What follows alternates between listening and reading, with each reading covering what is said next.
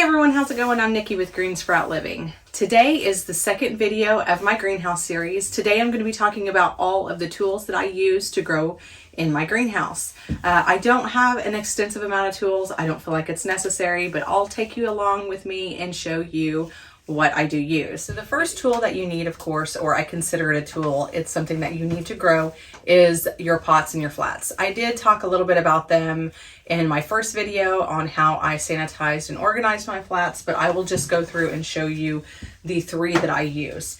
I use the 72 cell tray. I have used other trays, and this one here seems to be the best one for me. You can use the smaller trays, the deeper trays, but this one here, it seems I've never had a problem growing anything I wanted to grow in these cell trays. I do bottom water, so the flat that I use is it's pretty heavy duty. All of my stuff comes from the Greenhouse Mega Store. I'm not an affiliate with them. I just use their stuff. So I will link everything that I talk about today in the description below. The pots that I use are the 2 and 3/4 inch pots and the 4-inch pots. So depending on what I'm growing, I do grow a lot of my peppers and tomatoes out of these smaller ones. And I grow quite a bit out of these. These are probably my favorite. Now, if I want my tomatoes and peppers to get bigger to take to market, I do use the bigger pots. So usually if I know I'm going to take to market, I don't put them in here, because then you transfer from cell to the small one, then to the bigger one. So I transfer straight from the cell tray into the bigger pot, and it seems to work just fine. So that is it. That's all I use for my trays and my flats. Now, you do not have to buy expensive trays and flats or anything like that. You can simply use, especially if you're not growing a large garden or you're not taking plants to market. The first 2 years I used the red solo cups. They worked great.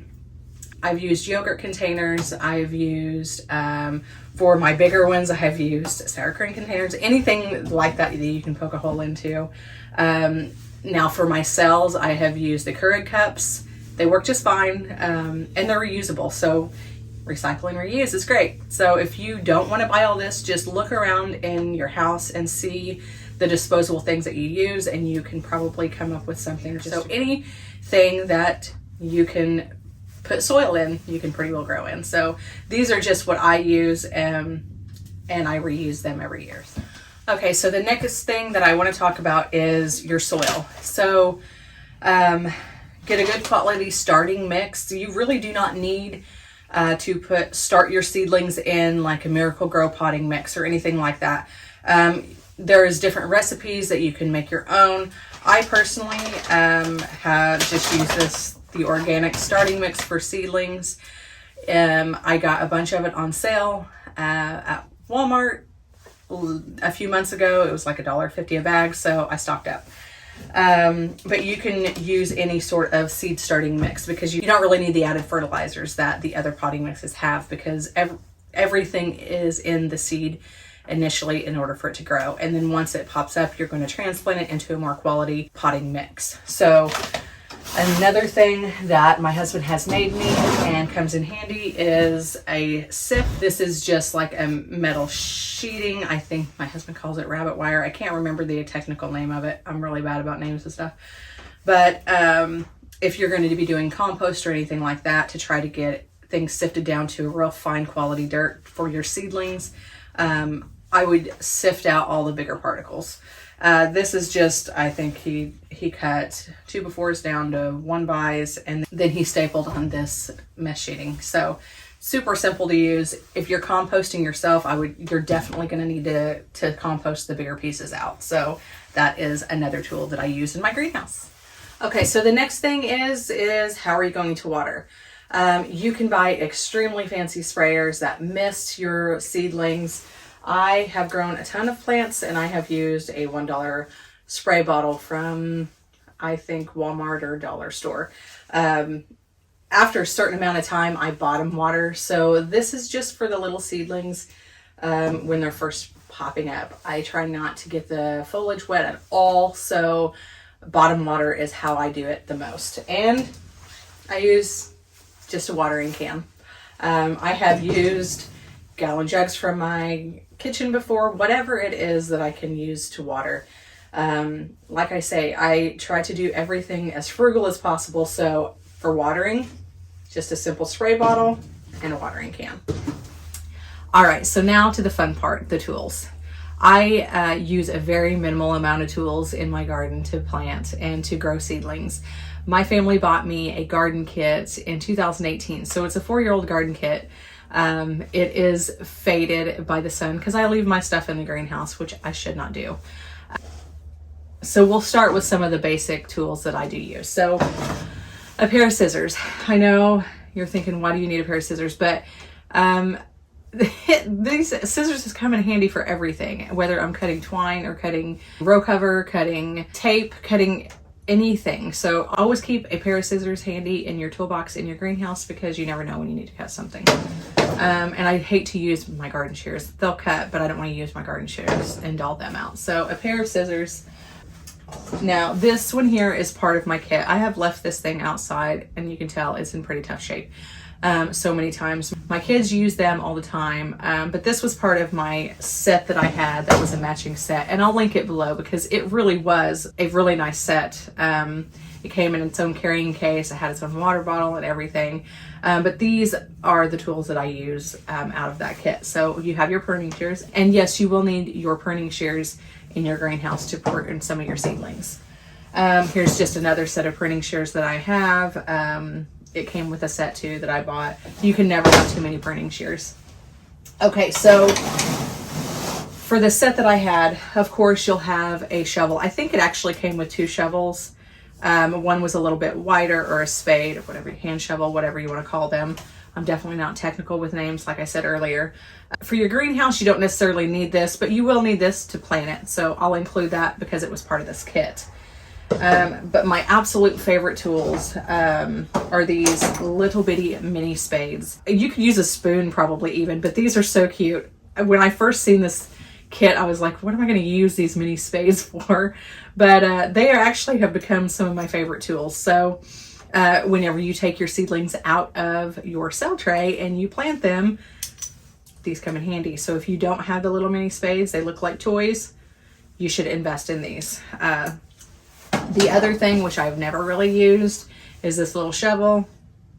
My kid, whenever I'm busy in the greenhouse, I let my kids play in the dirt with the shovel, or with the rake. I mean, it's a rake, not a shovel. But I've never used it. I'm sure there's a perfectly good reason to have one of these. I have just not found it useful yet. So the other tool that I use, and it's not necessarily a tool, it's a piece of scrap, but I use I don't even know how small this dowel rod is. I found it in my husband's shed, and I use this to poke the holes to put the seeds in. I've used the end of my pen when I'm writing my labels out, but this works pretty good. You don't really need anything too fancy.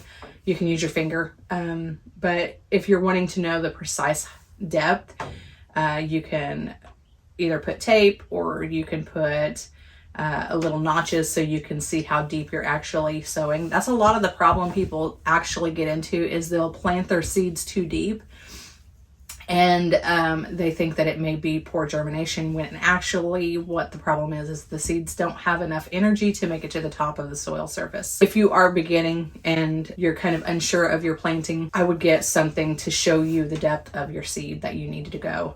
So this works really good for me. I'm sure there is tools that you can buy, but if you go into your husband's tool shed, you probably will find a dowel rod.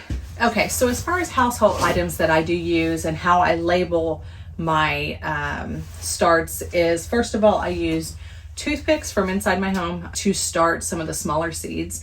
They work really good. Now they have seed separators that you can purchase, but I feel like the toothpicks work just as good, if not better. You just wet the end of the toothpick a little bit and you can pick a small seed right up and then put it in your cell tray. So they work really good. They're really inexpensive. The next household item is for sanitation. Your alcohol is an immediate disinfectant. So I use either cotton swabs, or usually it's paper towel. And then when I'm done using the tool, I wipe it down with alcohol.